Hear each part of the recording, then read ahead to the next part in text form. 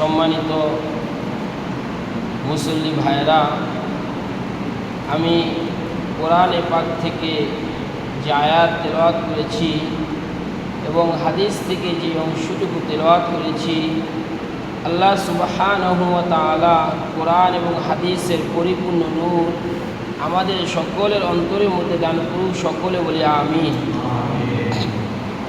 দেখেন, প্রত্যেকটা মানুষ আমরা জানি যে আমাদের মৃত্যু আছে, মরতে হবে। এটা কি জানি না আমরা? ভাইরা বলেন তো, জানি কি না? কেউ আছে এখানে অস্বীকার করবে যে আমার মৃত্যু হবে না? এমন একজন ব্যক্তি আছে যে আমি এই কথার উপরে রইলাম যে আমার মৃত্যু হবে না, এটার উপরে নাই। আপনি, আমি, আমরা মাইকেল জ্যাকসন নাম শুনছি না? এক সময় অনেক বড় ধরনের শিল্পী ছিল, যে একই সাথে ড্যান্স করত এবং গান গাইতে পারত, এই যোগ্যতা তার ছিল। ওনার বিষয়ে আসছে গবেষণা করে উনিও জানতো যে আমার মৃত্যু হবে, কিন্তু একটু দীর্ঘ হায়াত পাওয়ার জন্য, দীর্ঘস্থায়ী একটু হায়াত পাওয়ার জন্য, যে আমার হায়াতে যাতে করে আমি 150 বছর 200 বছর বাঁচতে পারি, এই প্রচেষ্টা করছে। উনি নিজের সাথে পার্সোনালভাবে ডাক্তার রেখেছিল, প্রত্যেকটা দিন তার চেক আপ করাইতো, প্রত্যেকটা দিন তার শরীর দেখাইতো কি পরিমাণ তার শরীরে কোনো রোগ ব্যাধি আছে কি নাই, কিংবা যেই রোগ আছে তা সাথে সাথে সমাধান করার চেষ্টা করে। এমনও আছে সে পানি খাইতো, পানি খাওয়ার আগে আরেকজন টেস্ট করে দিত পানিটা তার জন্য উপযুক্ত কিনা। সে জুস খাইতো, ওই জুসটা আরেকজন দেখতো। সে একটা বার্গার খাইতো, ওইটা আরেকজন দেখতো। সে বিরিয়ানি খাইতো, সে ওই বিরিয়ানিটা আরেকজন চেক করে দিত। কিন্তু বলেন তো, এই যে পার্সোনাল ডাক্তার, এই যে চেক আপ করে, এই যে একটা খাবারকে আগে অন্যজন টেস্ট করে তারপরে খাইছে, উনি কত বছর বাঁচছে? ওনার বাঁচার বয়সও বেশি না, 60 না 65 বছরে মারা গেছে। আপনার আমার হায়াত, আমার আপনার হায়াতটা নির্ধারিত। কি নির্ধারিত? আমি আপনি বাঁচতে চাই, আমি আপনি রিজিক চাই, অথচ এই দুইটা বিষয় আল্লাহ সুবহানাহু ওয়া তাআলা বলেন, হে বান্দা তোমার মৃত্যু তোমাকে খুঁজছে, হে বান্দা তোমার রিজিকও তোমাকে খুঁজছে। বলেন না সুবহানাল্লাহ। বুঝে আসছে? আজকে রিজিকের জন্য পারাপারি, মারামারি, হানাহানি, খুনাখুনি, জুলুম, নির্যাতন, কে কাকে মেরে, কে কার থেকে বেশি অর্থ উপার্জন করতে পারবে, কে কত বড় অট্টালিকা করতে পারবে, কে কত টাকার মালিক হতে পারবে। কিন্তু আল্লাহ তাআলা বলেন, ওমা মিন দাব্বাতিন ফিল আরদি ইল্লা আলাল্লাহি রিজকুহা। বান্দা, তুমি রিজিকের জন্য দৌড়াইতেছো, অথচ তুমি কি জানো যে রিজিক তোমার পিছে দৌড়ায়? সুবহানাল্লাহ। দরকার নেই। কিভাবে দৌড়ায়? আপনার জন্য আমেরিকার একটা আপেল, যেটা আপনার রিজিকে লেখা আছে, ওইটা আপনি না খাওয়া পর্যন্ত আপনার মৃত্যু হবে না। সুবহানাল্লাহ। এখন আমাদের বাংলাদেশের লোক আমেরিকা যেতে পারে না, তার মানে কি ওই আমেরিকার থেকে এই রিজিক, এই আপেল আপনার প্লেটে আসবে, আপনার হাতে আসবে, তারপর আপনি খাবেন, তারপর মৃত্যু হবে। সুবহানাল্লাহ। মদিনার জমজমের পানি আপনার জন্য আল্লাহ নির্ধারিত করে দিলেন, এই নির্ধারিত পানি পান করা ব্যতীত আপনি মরবেন না। সুবহানাল্লাহ। আপনার বগুড়ার দই, আপনার রিজিকে আল্লাহ তাআলা রেখেছেন, ওই বগুড়ার দই আল্লাহ আপনাকে খাওয়ায়, তারপরে আপনার মৃত্যু হবে।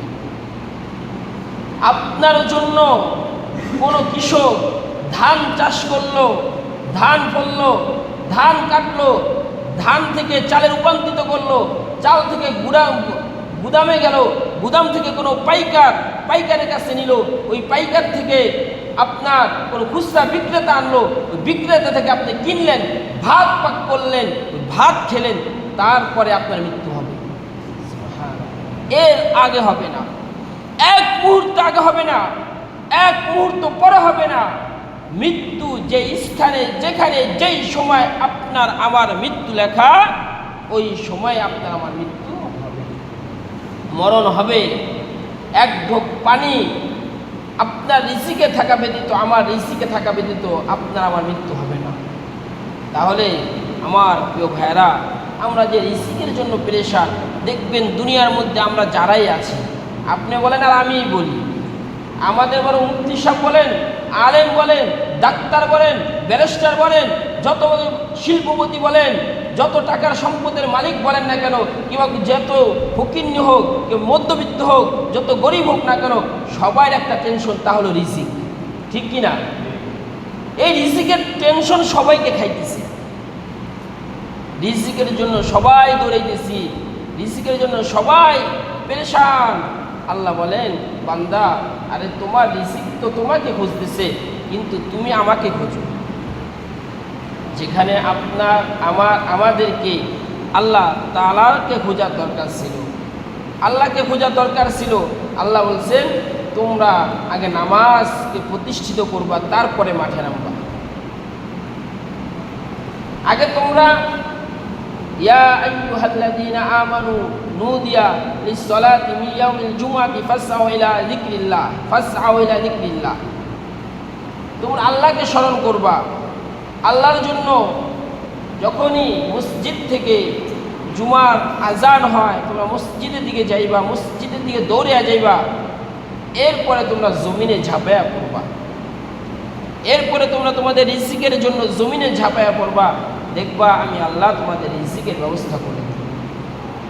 আমাদের এক শায়েখ বলতেন যে অনেক লোক ফজর পরে তবজি পড়ে, মুরব্বীরা আমাদের তবজি পড়ে। তবজি পড়াটা কি ফরজ না সুন্নত না নফল? নফল। এটাকে একটা বাড়তি আমল উনি করতেছেন আল্লাহকে খুশি করার জন্য। ফরজ নামাজ পড়ছেন, যেমন ফজরের ফরজ নামাজ, এটা আপনার জন্য আমার জন্য ফরজ না? না পড়লে গুনাহ হবে না? গুনাহ হবে। যদি তারপরে আপনি আমি তসবিহ না পড়ি, আমার কি গুনাহ হবে? হবে না। তাহলে পড়লাম মানে কি? বাড়তি করলাম আল্লাহকে খুশি করার জন্য, এই আমলটা আপনি আমি করলাম।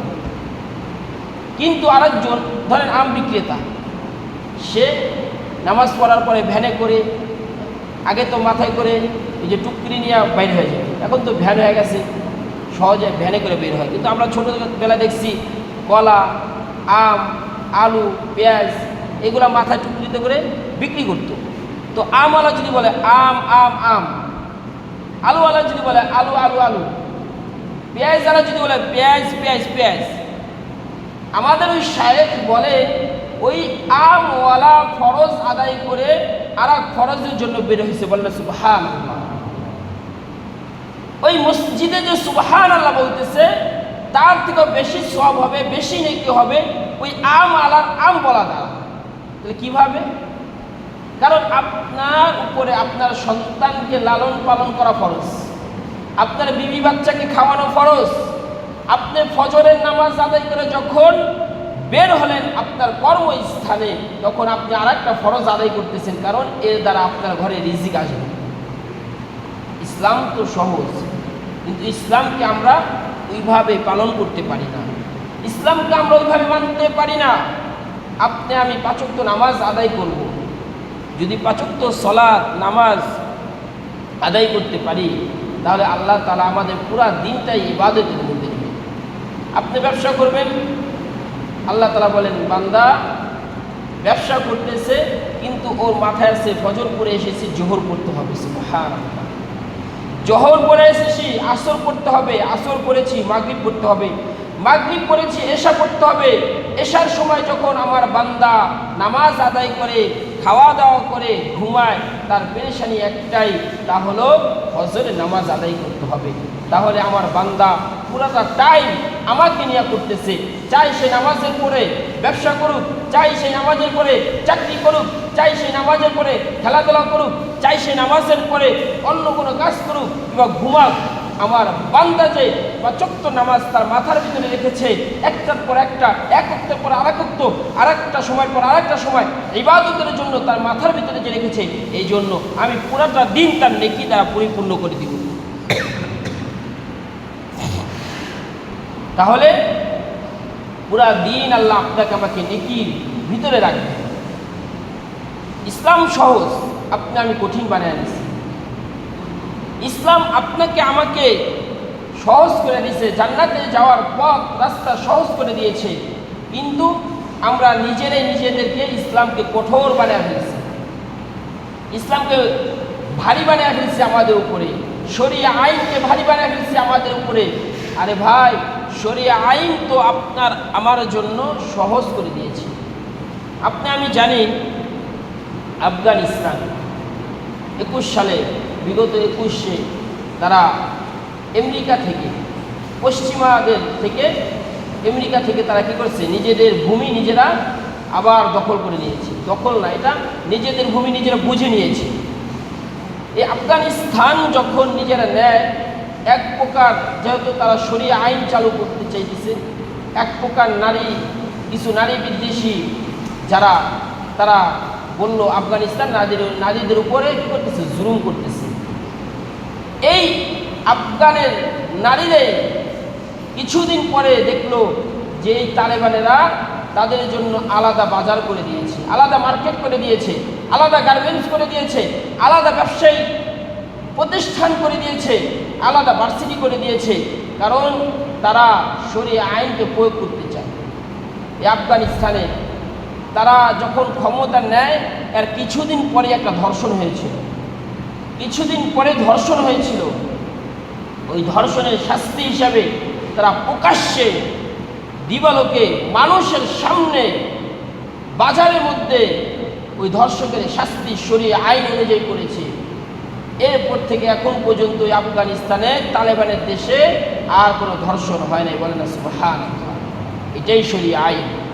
অথচ আমাদের দেশ, আমাদের বাংলাদেশ দেখেন 5 আগস্টের পর থেকে নিয়ে এখন পর্যন্ত দৈনিক প্রত্যেকটা দিন কোনো না কোনো অঞ্চলে, কোনো না কোনো গ্রামে, কোনো না কোনো হসপিটালে, কোনো না কোনো ভার্সিটিতে, কোনো না কোনো পার্কে, কোনো না কোনো জায়গায় প্রত্যেকটা দিন ধর্ষণ হইতেছে কিনা? এর কারণ শরিয়া আইন প্রয়োগ করা হচ্ছে না। যে ধর্ষণ করবে, যেই ধর্ষক ধর্ষণ করেছে, তাকে কোনো রকমে আইনের আওতায় না নিয়ে শরিয়া আইনে এনে প্রকাশ্যে যদি একটা ধর্ষককে পুরা বাংলাদেশের মিডিয়ার সামনে, জনগণের সামনে যদি তাকে শরিয়া আইন অনুযায়ী শাস্তি দেওয়া হতো, দেখতে নেওয়ার পর দিন থেকে ধর্ষক ধর্ষণ আর হতো না, আমাদের মা বোনরা আর ধর্ষণ হতো না, তারা শান্তিমতো হাঁটতে পারতো, চলতে পারত।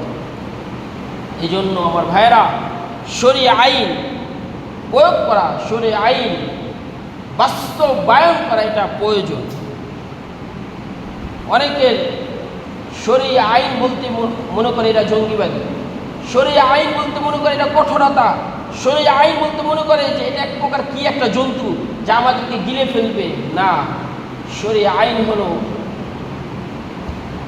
ওই বস্তুকে বলে, শরিয়া আইন হলো ওই আইনকে বলে যে আইন দ্বারা রাসূল সাল্লাল্লাহু আলাইহি ওয়াসাল্লাম মক্কার বর্বর কাফেরদেরকে, মদিনার কাফেরদেরকে, যাদেরকে বলা হয় জাহেলিয়াতি যুগ, যেই যুগকে বলা হয় জাহেলিয়াতের যুগ, যেই যুগের লোকদেরকে বলা হয় জাহেলিয়াতি লোক, যেই লোকেরা দিবালোকে প্রকাশ্যে ধর্ষণ করত, প্রকাশ্যে খুন করত, প্রকাশ্যে রক্ত হানাহানি করত, চুরি করত, ডাকাতি করত, একজন আপন ভাই আরেকজনের সম্পদকে মেরে খেত, এতিমের মালকে তারা ভক্ষণ করত।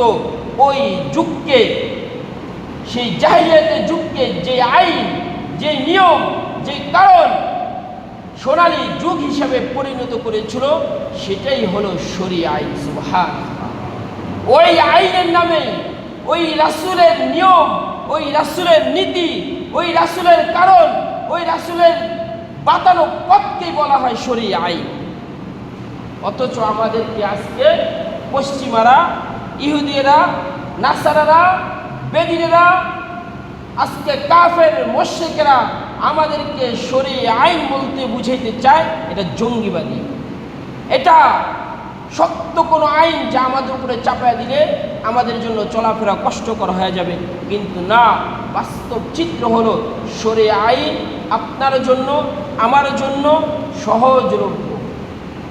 আমাকে শরীয়ত আইন ছিল কি ব্যবস্থা দেখেন। রাসূল সাল্লাল্লাহু আলাইহি ওয়াসাল্লাম যখন মক্কা থেকে মদিনায় গেছে, তাদের সম্পদ নাই।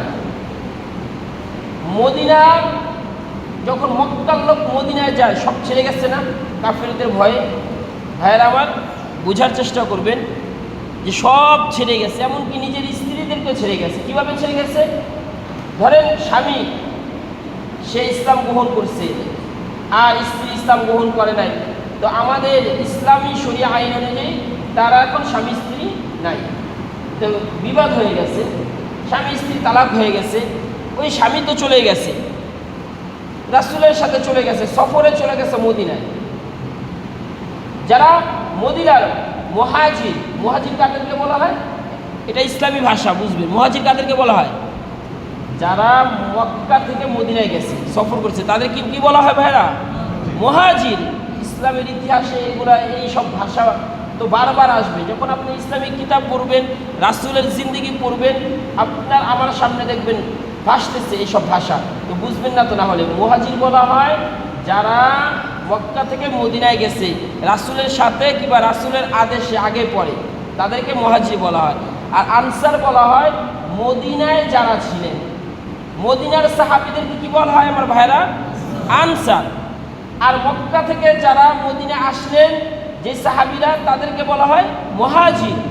এই মুহাজির ভাইরা তারা যখন মদিনায় আসে, তাদের সম্পদ লক্ষ লক্ষ টাকার সম্পদ ছিল, ক্ষেত খামার ছিল, ঘোড়া ছিল, ঘোড়ার পাল ছিল, আপনার ভেড়ার পাল ছিল, উটের পাল ছিল, জায়গা সম্পদ ছিল, ব্যবসা বাণিজ্য ছিল, স্ত্রী ছিল, সম্পদ ছিল, সব কিছু ছেড়ে তারা মদিনায় চলে যায়। মদিনায় যাওয়ার পরে এখন কি তাদের কিছু আছে? সম্পদ কোথায়? মক্কায়। তারা মদিনায় খালি হাতে। রাসূল বললেন আনসারদেরকে, এই আনসার সাহাবীরা শোনো, তোমরা আসো, আজকে থেকে এই মুহাজির ভাইরা তোমাদের ভাই, তোমরা তোমাদের ভাই। আল মুসলিমু আখুল মুসলিম। দেখেন, আমি হাদিসটা যখনও পাঠ করি তখন এই আলোচনা, আজকে কি আলোচনা করব তা কিন্তু আমি পড়ে আসি নাই, আমার জেনেও নাই, কিন্তু দেখেন এই হাদিসটা আমি এখানে পড়ছি, হঠাৎ করে মুখ দিয়ে চলে আসে। আল মুসলিমু আখুল মুসলিম, একজন মুসলমান আর একজন মুসলমান ভাই ভাই, সুবহানাল্লাহ বলবেন না? অথচ আজকে একজন আপন মায়ের পেটের ভাই আরেকজনে বলে আমার শত্রু। এমনও সময় গেছে, কয়েকদিন আগে দেখলাম ইন্টারনেটের ভিতরে, এক ভাই মৃত্যু শয্যায়, এক ভাই কোথায়?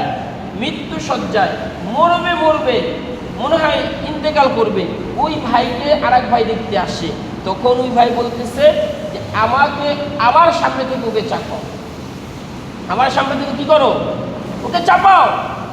তার সন্তানদেরকে বলতেছে, তার স্ত্রীদেরকে বলতেছে তাকে চাপাও, কারণ ও সারা জীবন আমাকে কষ্ট দিছে, আমার সম্পদ ভোগ করছে, আমাকে ভাড়া রাখছে, আমার বাপের সম্পদ থেকে আমাকে দূরে রাখছে, আমার বাপের সম্পদ থেকে আমাকে সে চাপায় রাখছে, যার করে আমার ছেলে সন্তান কষ্ট করছে, আমি কষ্ট করছি। আজকে মৃত্যুর সময় আমি মারা যাব, সে আসছে, এতটা কষ্ট পাইছে যে মৃত্যুর সময় আপন ভাইকে সে অস্বীকার করে, চাপাও তাকে। অথচ ইসলামী আইন অনুযায়ী, শরীয়ত আইন অনুযায়ী, রাসূলের কথা অনুযায়ী আল মুসলিমু আখুল মুসলিম, একজন মুসলমান আর একজন মুসলমানের ভাই। সে চাই আমেরিকা থাকুক, সে চাই লন্ডন থাকুক, সে চাই ভারতে থাকুক, সে চাই আফগানিস্তানে থাকুক, সে চাই পৃথিবীর যেই অঞ্চলে থাকুক না কেন, যেই কোনায় থাকুক না কেন, আমার ইসলাম বলে ও আমার ভাই। সুবহানাল্লাহ। এই কারণে দেখবেন যখন ফিলিস্তিনের উপরে আক্রমণ হয়, আপনার আমার বুকে আগুন জ্বলে, ঠিক কিনা? যখন কাশ্মীরের উপরে আক্রমণ হয়, আপনার আমার বুকে আগুন জ্বলে, ঠিক কিনা বলেন? যখন আমার মুসলমান ভাইদের উপরে, যখন আমার মুসলমান ভাই যারা ভারতে বসবাস করে তাদের উপর আক্রমণ হয়, আপনার আমার বুকে আগুন জ্বলে, ঠিক কিনা বলেন? যখন ইরাকের উপরে আক্রমণ হয়েছে, আপনার আমার উপরে বুকে আগুন জ্বলে নাই, জ্বলছে। আমার ভাইয়েরা, এই জন্য আল্লাহ রাসূল বলেছেন, আল মুসলিম আখুল মুসলিম, একজন মুসলমান আরেকজন মুসলমান ভাই ভাই।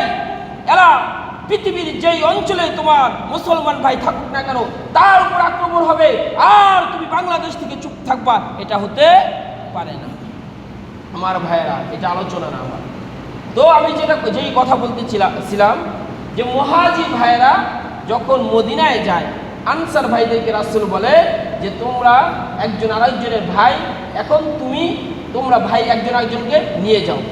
একজন আনসার ভাই, আসো ভাই তুমি আমার ভাই।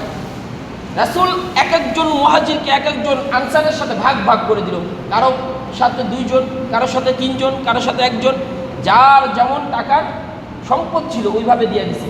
ওই যে আনসার যে মুহাজির ভাইকে নিয়ে আসলো, তার 2টা ক্ষেত, একটাও তাকে দিয়ে দিছে, ভাই নেই এটা তোমার ক্ষেত। সুবহানাল্লাহ বলবেন না? এই মনোমানসিকতা থাকতে হবে। আজকে আপনার আমার পাশের বাসার ভাই না খেয়ে রয়েছে, আমি কোনো কেয়ারই করি না, আমি লক্ষ্যই রাখি না। ও তো মুসলমান, চাই নামাজ না পড়ুক, চাই আল্লাহর ইবাদত না করুক, কিন্তু কালেমা তো পড়ে লা ইলাহা ইল্লাল্লাহ মুহাম্মাদুর রাসূলুল্লাহ। আমার ভাই না খেয়ে রয়েছে, আমি খেয়াল করি না। কিন্তু রাসূল যখন মুহাজিরদেরকে আনসারের হাতে তুলে দিলেন, তারা তাদের সম্পদ, তারা তাদের ব্যবসা, তারা তাদের এমনকি নিজের স্ত্রী, যার 2টা স্ত্রী আছে, এক স্ত্রীকে তালাক দিয়া আর এক মুহাজির ভাইকে আনসার ভাই বলে, এই নাও ভাই, বলো আমার 2টা স্ত্রী আছে, এর মধ্যে সুন্দর যেটা ওইটাই তোমাকে দিলাম। সুবহানাল্লাহ। হয়তো আমি আপনি কিভাবে জানি না, ইতিহাস, এটা ইসলামের ইতিহাস। যে নাও ভাই, আমার 4টা স্ত্রী আছে, তোমার যে 2টা স্ত্রী পছন্দ হয় তা তোমাকে দিয়ে দিলাম, আমি তালাক দিলাম, তুমি বিবাহ করে নাও। নাও, আমার 2টা ক্ষেত আছে, নাও তোমাকে একটা ক্ষেত দিয়ে দিলাম। আমার 2টা ঘোড়া আছে, নাও তোমাকে একটা দিয়ে দিলাম। আমার 2টা ছাগলের পাল আছে, ভেড়ার পাল আছে, নাও তোমাকে একটা দিয়ে দিলাম, কিংবা অর্ধেক দিয়ে দিলাম। আমি ব্যবসা মিলেমিশে করবো, কারণ তুমি মুসলমান, আমি মুসলমান। আমার রাসূল বলছেন, আল মুসলিম আখুল মুসলিম, একজন মুসলমান আরেকজন মুসলমানের ভাই। এই জন্য একে অপরকে সম্পদ দিয়া দিল, এটা শরীয়ত আইন বলে। আজকে আপনি আমি ব্যাংকের কাছে ধারস্থ, ঠিক কিনা? এই ভাই বলেন না কেন ব্যাংকের কাছে ধারস্থ না? প্রত্যেকটা ব্যক্তি, আমিও, আপনিও, আমরা সবাই ব্যাংকের কাছে ধারস্থ। কে করলো? আমাদের শরীয়ত আইন করেছে। বলেন, আজকে যদি শরীয়ত আইন চালু থাকতো, তাহলে আপনার আমার ইমান আরো তাজা থাকতো, আপনার আমার ইমানি শক্তি আরো তাজা থাকতো। আমার মুসলমান ভাই ব্যবসা করবে, আমার 5 কোটি আছে, এই নাও ভাই 2 কোটি, ব্যবসা করো, ব্যবসা করার পর আমারটা আমাকে ফিরিয়ে দিবা। কিন্তু আজকে এমন বিষ আপনার ভিতরে আমার ভিতরে ঢুকিয়ে দিচ্ছে, আজকে এমন আচরণে আপনাকে আমাকে, আপনার আমার আখলাককে এই পর্যায়ে নিয়ে চলে গেছে যে আজকে ঋণ তো দিব দূরের কথা, যে ঋণ দিব সে আমাকে দিবে কিনা। আর এমনই হইতেছে, ঋণ যে দেয় আর যে নেয়, তারপর সারা জীবন ঘুরতে হয় যে ভাই আমার টাকাটা দেন, আমার টাকাটা দেন।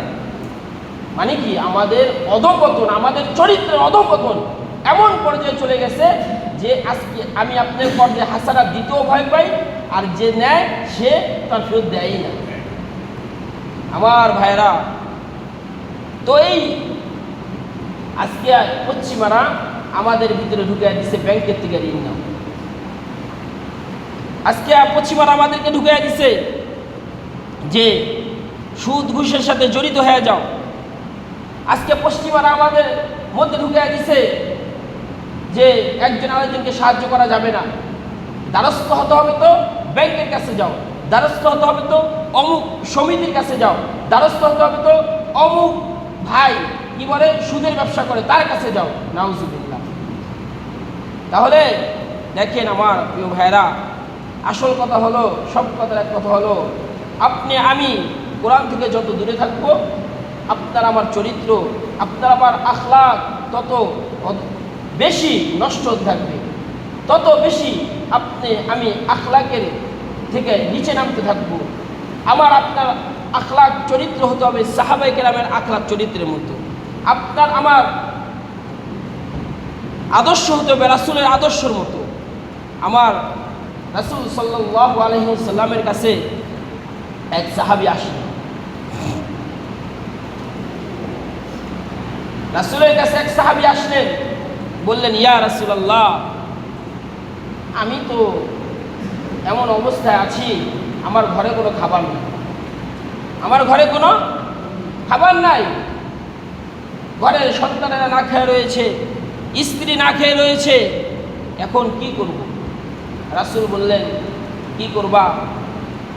তোমার ঘরে কি কোনো আসবাবপত্র আছে বিক্রি করার মতো?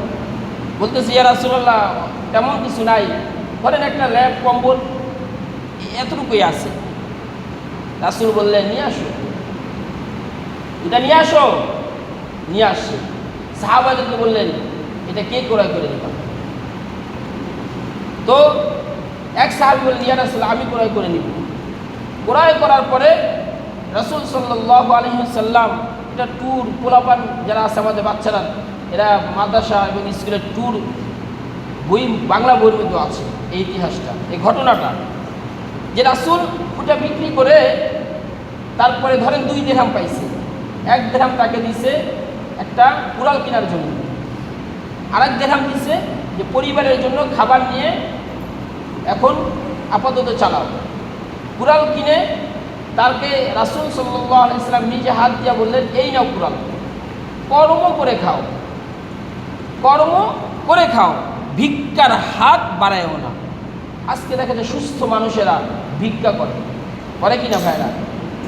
অধিকাংশ দেখবেন যুবকেরা, ভারতে ট্রেনিং দেওয়া হয় কিভাবে ভিক্ষা করবে, পাও কিভাবে বাঁকা করে, হাত কিভাবে বাঁকা করে, জিহ্বা কিভাবে বাঁকা করে, চেহারার অঙ্গ ভঙ্গি কিভাবে বাঁকা করে, দেখবেন ভিক্ষা প্লেট ধরাইয়া দিচ্ছে, কারণ ইনকাম বেশি।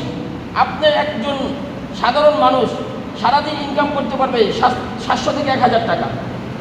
আপনার আমার ইনকাম কত? 700 থেকে 1000 টাকা। একটা ভিক্ষুক 2 থেকে 3 ঘন্টার ভিতরে সে 2-3 হাজার টাকা ইনকাম করে। তাহলে এত কষ্ট করবে কেন? কিন্তু আমার রাসূল বলছেন, রাসূল তো পারতেন সাহাবীদেরকে বলতে যে দেখো, এই সাহাবী খায় নাই, এই সাহাবী পরিবার না খেয়ে রয়েছে, দাও তোমরা টাকা দাও, তোমরা টাকা দাও। উঠে তাকে দিতে পারতো যে নাও, এই যে টাকা দিলাম, পরিবার চালাও। না, রাসূল এটা করে নাই। রাসূল শিক্ষা দিলেন কি? রাসূলের শিক্ষা হলো যে হাত পাতা যাবে না, কর্ম করে খেতে হবে।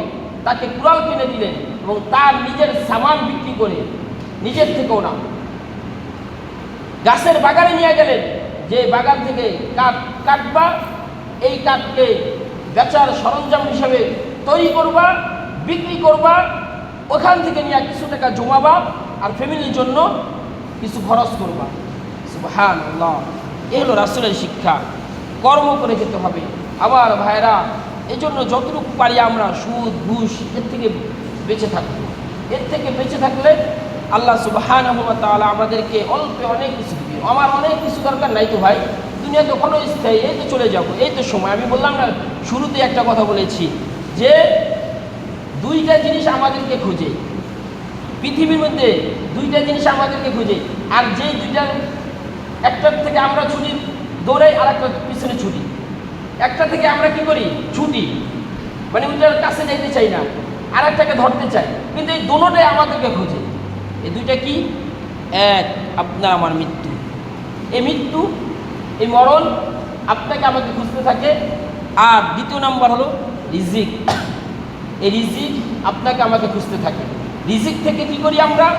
রিজিককে ধরার জন্য দৌড়াই, আর মৃত্যু থেকে পালানোর জন্য, মৃত্যু থেকে বাঁচার জন্য আমরা দৌড়াই। ঠিক কিনা ভাইরা আমার? ঠিক না? এবার বাস্তবতা কেমন আমাদের বলেন? এটাই বাস্তবতা। আল্লাহ সুবহানাহু ওয়া তাআলা আমাদেরকে বুঝার তৌফিক দান করুক। আল্লাহ সুবহানাহু ওয়া তাআলা তার রাসূলের বাতানো পথে চলার তৌফিক দান করুক। আমাদেরকে ঈমানের শক্তি দান করুক, যে শক্তি দ্বারা আমরা ইসলামের ঝান্ডাকে, ইসলামের পতাকাকে ধরে রাখতে পারবো। আল্লাহ সুবহানাহু ওয়া তাআলা আমাদেরকে কালেমা অন্তরে ধারণ করার তৌফিক দান করুন। আল্লাহ সুবহানাহু ওয়া তাআলা আমাদেরকে আমাদের হৃদয়ে আল্লাহর মহাব্বত, রাসূলের মহাব্বত, দ্বীনের মহাব্বত, মানুষের মহাব্বত ধারণ করার তৌফিক দান করুন। গীবত, শিকায়েত, পরনিন্দা এগুলা থেকে বাঁচার তৌফিক দান করুন। কারণ আমাদের এই বিষয়টা অনেক বেশি মজা লাগে, প্রচুর পরিমাণ মজা লাগে। দরকার কি? এটা হলো একটা শিক্ষার জায়গা।